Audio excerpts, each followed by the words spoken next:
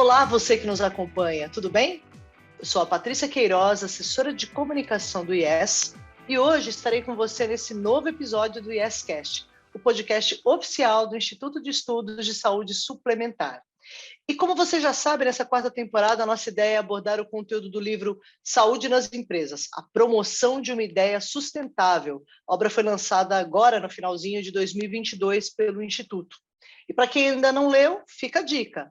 É possível fazer o download gratuito da obra no site do IES, que é o www.iess.org.br. Ele também está disponível para download pela Amazon, Google e na Biblioteca Nacional. Nessa temporada, nós temos conversado com cada um dos autores da obra e que tem nos contado um pouquinho sobre os artigos que eles escreveram e os temas que eles abordaram em cada um deles. A conversa de hoje é com o José Sequim, que é o superintendente executivo do IES e que, além de ter coordenado todo esse projeto, escreveu também um artigo que falou sobre as transformações desde meados do século XX e a relação delas com o aumento das condições crônicas. O Sequim é engenheiro eletrônico formado pelo ITA e, entre outras funções, foi ministro da Previdência e Assistência Social do governo Fernando Henrique Cardoso e foi diretor executivo da FenaSaúde. Muito obrigada novamente por ter trabalhado firmemente para essa nossa obra, Sequim, para que ela pudesse ser realizada e por dedicar mais esse tempo para o nosso público. Tenho uma enorme alegria de conversar contigo, Patrícia, sobre o meu livro e o meu artigo nesse livro aí. Teremos uma boa conversa. Ótimo. Bom, Sequim, no seu artigo você abordou evidências que indicam a associação da obesidade e um aumento do risco das diferentes doenças crônicas não transmissíveis. Queria que você falasse um pouquinho qual é o cenário atual da obesidade no país e quais são seus custos diretos e indiretos, além da principal questão, claro, que é a saúde das pessoas. É uma pergunta bastante extensa, mas vamos lá. Nós fizemos esse livro pelos RHs das empresas. Afinal, mais de 70% dos planos são mantidos por empresas, a duras penas, com alto custo, já chegando a mais de 14% do valor da folha. Mas o que fazem? O que deveriam fazer que a despesa não fosse tão alta? Eles ajudam a produzir saúde nos seus colaboradores no ambiente de trabalho? Sabem que podem? Conhecem as maneiras de manter um quadro de colaboradores saudável? Foi isso que nos motivou a realizar esse livro e essa obra. Agora eu vou para as suas questões. A obesidade começou a crescer no mundo em ritmo muito intenso a partir da segunda metade da década de 1970. Chegamos hoje a 42% dos adultos americanos com obesidade. Na Europa, muitos países têm mais de 30%. A obesidade cresce no Japão, na Índia, na China, na África. No Brasil, 1 em cada 4 já tem obesidade. Por que essa ênfase na obesidade? Simplesmente porque a obesidade é madrasta de muitas doenças crônicas, diabetes, hipertensão, doenças articulares, do sistema circulatório, vários tipos de câncer. Os efeitos sobre as pessoas são dramáticos na qualidade de vida, na capacidade de se movimentarem, na expectativa de vida, no desempenho, faltas ao trabalho, sucessivas visitas ao médico. Por isso, tratar doenças crônicas pressupõe, primeiro, tratar a obesidade, que tem um alto custo econômico, além desse que já falamos, estimado entre 1% e 3% do PIB no mundo, nos países. No Brasil, o custo total, direto e o indireto, perda de trabalho, etc., está em 2,11% do PIB, ou seja, mais de 200 bilhões no ano. Pasmem, é um número alto. Compare-se com os 3,9% do PIB do gasto público com saúde, 290. Ou seja, se perde com obesidade de custo econômico, é apenas um pouquinho menos do que o setor público brasileiro gasta com saúde. por esses impactos na vida das pessoas, no seu desempenho, nos custos da saúde, é preciso reduzir a obesidade. Bom, como é que se explica esse crescimento da obesidade? Sabe-se que ela tem múltiplos fatores, desde genéticos até comportamentais e ambientais. No entanto, eu não consigo ver a explicação para esse aumento da obesidade em fatores genéticos. Na natureza, os genes não dão saltos do tamanho necessário para explicar esse crescimento da obesidade. Então, as explicações têm que ser buscadas nas mudanças ambientais e comportamentais. É isso que eu descrevo no meu capítulo. O mundo de hoje é muito diferente daquele dos anos em que eu nasci, pouco depois da Segunda Guerra Mundial, exatamente em 1951. O meio ambiente é diferente, muito mais poluído. Nossos alimentos estão contaminados. Nossa vida se tornou mais sedentária. O nível de estresse aumentou. O uso de antibióticos, que não existia nos anos 50, hoje é muito grande. Nossa alimentação deixou de ser natural, para ter uma alta participação dos chamados ultraprocessados. Penso, portanto, que a explicação para o crescimento da obesidade e da epidemia de doenças crônicas que vem junto tem que ser buscada nessas mudanças. Será uma busca trabalhosa, que envolve muita gente durante muitos anos. Esse é o tema do meu capítulo, Patrícia. Muito bom, Sequinha. Agora, você abordou largamente no teu capítulo a Revolução Verde. Afinal de contas, ela foi positiva ou foi negativa? E como é que ela impactou diretamente na obesidade e na qualidade de vida das pessoas e na alimentação delas? Patrícia, foi positiva, sem sombras de dúvidas. Ela permitiu multiplicar a produtividade no campo, expandir a produção de alimentos, saciar a fome de milhões de pessoas. Afinal, ela até espantou o espectro malthusiano da fome. Eu não posso julgar como negativo o movimento que teve esse alcance. Claro que o espectro da fome continua, mas não é por incapacidade de produzir alimentos, por outros motivos. A origem do aumento da obesidade não está, de forma nenhuma, relacionada à Revolução Verde. Está associada a outras mudanças que eu descrevo brevemente no capítulo. Eu destaco um importante motor dessa onda de obesidade, que é o aumento do consumo de produtos ultraprocessados. Eles não existiam na época que eu nasci, na Segunda Guerra Mundial, um pouquinho depois. Mas sua penetração cresce muito a partir da década de 70, 1970. Os ultraprocessados são vazios de nutrientes, perdem fibras, são adicionados de gorduras e açúcares, saborizantes para torná-los irresistíveis ao nosso paladar. Além disso, tem um sem número de conservantes, estabilizantes, corantes, você queira chamar, para que tenham sabor, aparência e possam ser guardados por muito tempo. São convenientes, são estocáveis em casa, quase sempre prontos, normalmente mais baratos. Como eu disse, ajudaram a saciar a fome. Até demais, pois descobrimos, ainda não sei se você lembra, no primeiro mandato do presidente Lula, que a fome não era mais o maior problema, mas sim a desnutrição que vinha junto com a obesidade, uma coisa incrível.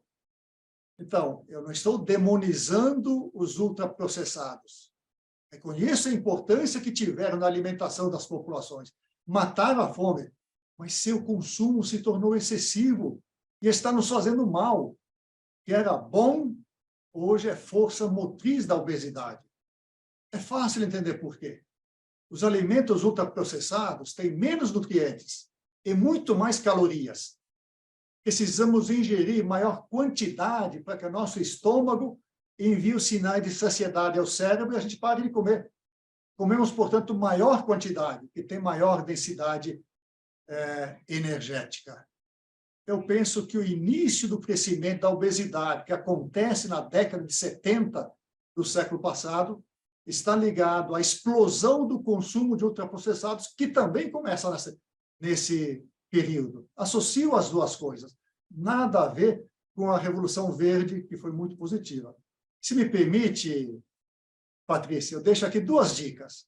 Uma, consuma se puder descascar e evite se tiver que desembrulhar.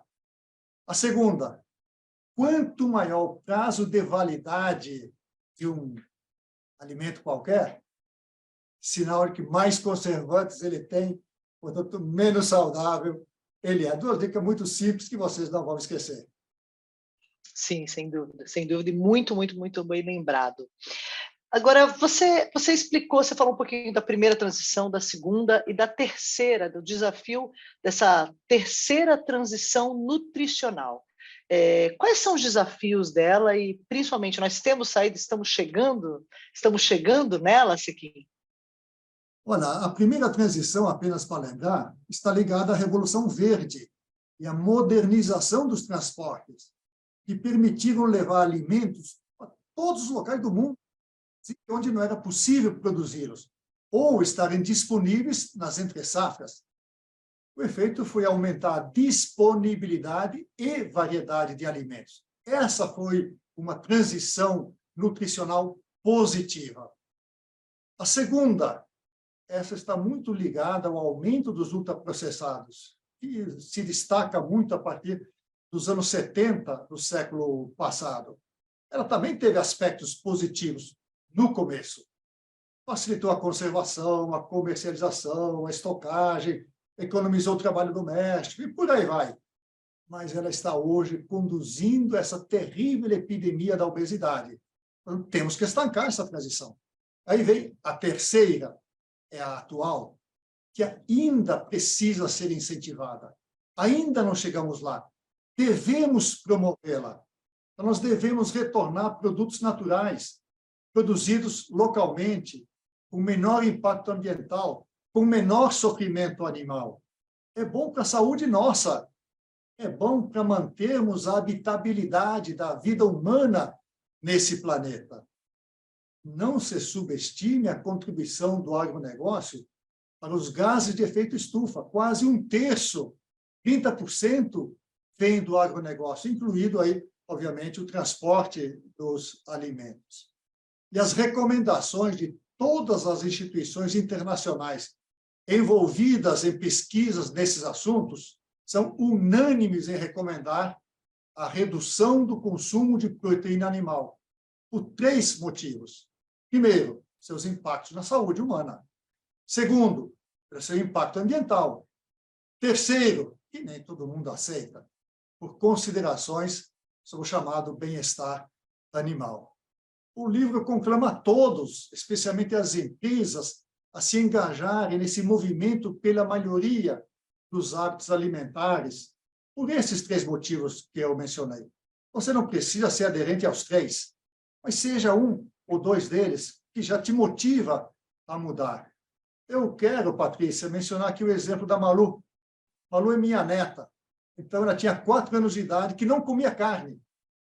E não come ainda. Perguntei a ela, recomendação do teu pai? Ela disse, não. Da tua mãe? Não. Da tua professora? Não.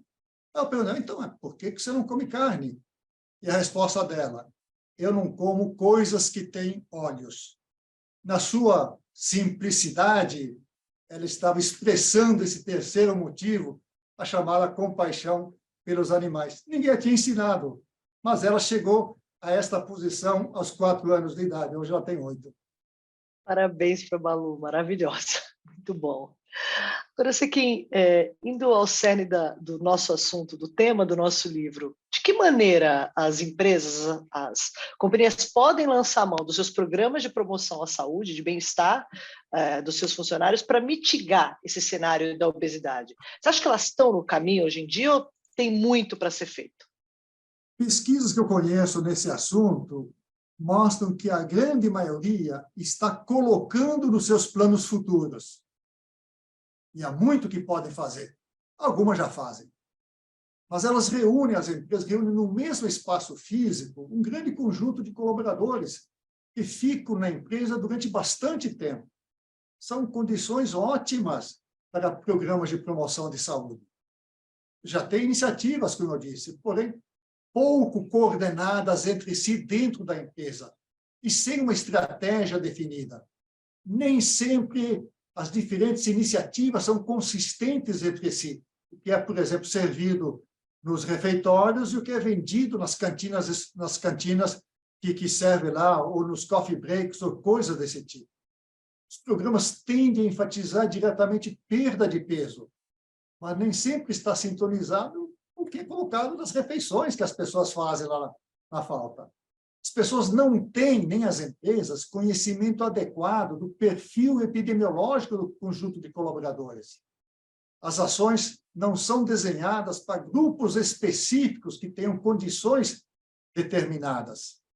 As empresas têm que informar as pessoas, e elas também se informarem, sobre o que é que produz obesidade e quais são as consequências a longo prazo da obesidade. A gente ouve falar que a gente obesa que é saudável, que tem índices clínicos normais. Verdade, perfeitamente possível. Mas eu pergunto, daqui a 10 anos, continuarão normais? Suas articulações continuarão tão saudáveis quanto são hoje? A sua pressão arterial não terá modificado? Então, é preciso que as pessoas conheçam, saibam. Precisam que saibam que podem ajustar seus hábitos, inclusive os alimentares, que devem as pessoas incorporarem novos hábitos ao longo do caminho. As empresas precisam mostrar que não se trata de abdicar do prazer da comida. Comida sem prazer, ninguém come. E que o objetivo é ajustar o padrão alimentar. Preciso entender que não há proibições absolutas, nada é vedado. Mas que é uma questão de composição. Então, você precisa reduzir progressivamente no tempo aqueles alimentos que não são saudáveis, que te fazem mal, e incorporar também progressivamente no tempo aqueles que são mais saudáveis. Isso dá para ser feito? Vai exigir algum sacrifício? Nada comparável ao sofrimento que você vai ter se você tiver um problema de câncer cardiológico ou coisas desse tipo. Mude. Não seja radical. Por isso, digo, elas já estão no caminho. Eu diria que está nas intenções, como eu falei no começo, mas ainda pouco nas ações. Faltam conhecimento, formas de persuadir os colaboradores a aderirem aos programas de promoção da saúde e a persistirem neles. O caminho é longo, mas vale a pena ser trilhado, porque o resultado vem mais cedo do que a gente imagina, tanto para as pessoas, em termos de bem-estar, quanto para as empresas, na forma de maior desempenho, menor absenteísmo, melhor resultado nas próprias empresas. Então, o livro foi pensado exatamente nesses termos aí, que as empresas olhem, entendam, pensem, persuadam e comecem a ajudar essas pessoas a fazer as mudanças que precisam ser feitas. Essa é a grande contribuição do livro. Muito bom. Você gostaria de fazer considerações finais, Sequinha? Mesmo convidar as pessoas que nos ouvem, que nos assistem, a fazerem o download e conhecerem a nossa obra? Não, certamente. Eu passei aqui apenas uns flashes do que eu escrevi no capítulo. Agora, nesta mesma linha, tem outras 15, 16 pessoas que vêm escrevendo. A importância dos alimentos, da atividade física, da saúde bucal, da saúde mental, exemplo nas empresas, enfim, tratamos dos mais diferentes aspectos que interessam para se construir uma sociedade que produz saúde, que pode e deve começar nas empresas. Afinal de contas, 70% dos 50 milhões de beneficiários, ou seja, 35 milhões de pessoas, estão ligadas a empresas. A empresa poderia ter um papel extraordinário na construção da saúde dessa população.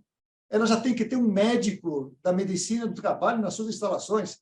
Por que não engajar esse cara, deixar de ser apenas um cumpridor de normas burocráticas e ajudar a construir saúde nessa população? Ele tem tempo para isso, está lá, pode fazer. As empresas deveriam cutucar essas pessoas a se engajarem firmemente nesse propósito. Por isso, eu recomendo, baixem o livro, leiam, critiquem, mandem suas sugestões, comentários, nós receberemos de braços abertos, com mentes abertas, para revermos o que acha que é inadequado e incentivarmos aqueles aspectos que talvez tenham sido pouco incentivados no livro. É isso que eu queria dizer, Patrícia. Perfeito, Sequim. De novo, muito, muito obrigada pela sua participação. Bom, nós estamos chegando ao fim desse episódio do YesCast, o podcast oficial do Instituto de Estudos de Saúde Suplementar. E se você quiser saber mais sobre esse e sobre os outros capítulos do livro, eu reforço, o download é gratuito pelo site do IES. E não esqueça, o YesCast tem novos episódios todas as terças e sextas-feiras. E pode ser acompanhado sempre pela sua plataforma de áudio preferida e também no YouTube do IES. Muito obrigada a todos que nos acompanharam até aqui e até o próximo episódio.